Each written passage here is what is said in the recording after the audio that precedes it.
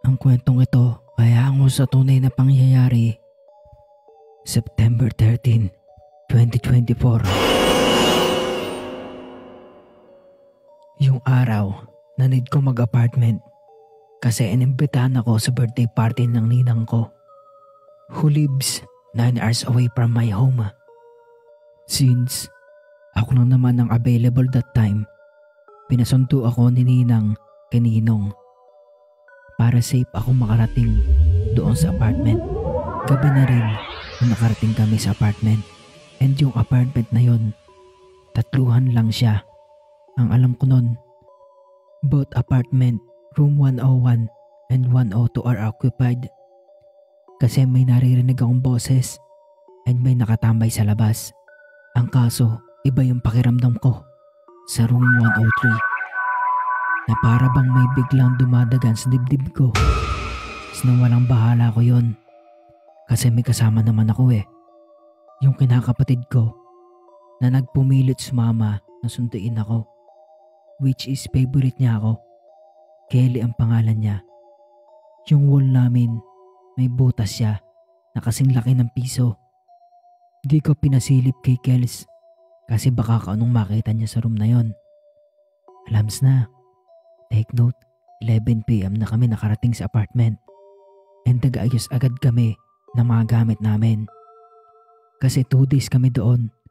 Bandang 1 AM, nagulit kami ni Kels na may biglang sumigaw na babae sa kabilang apartment.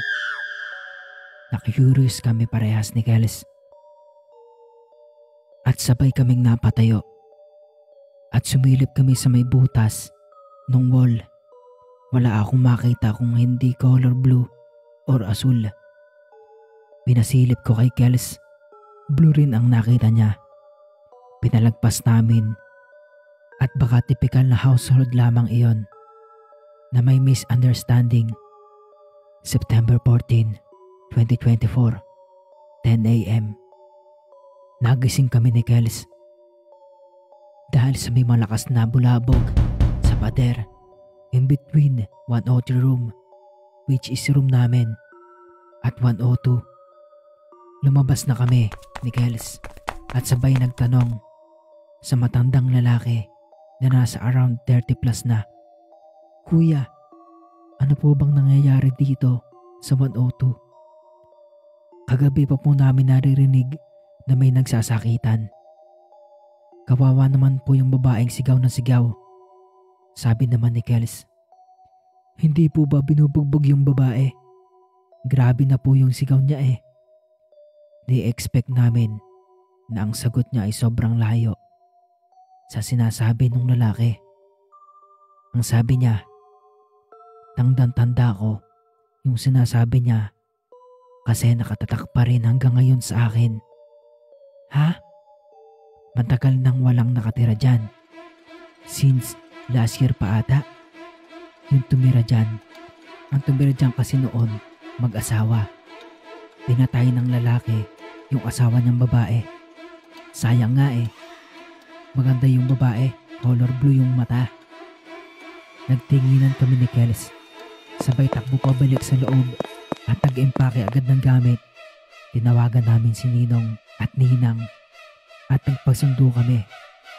Hindi namin alam kung pinagtitripan lang ba kami o nangyari talaga. At nung sumilip kami sa butas, naka-eye to eye namin parehas ni Kels yung babaeng pinatay ron. After that day, hindi na kami umalis ni Kels na mag-apartment sa kahit saan mang wala kaming idea sa background or history nung lugar.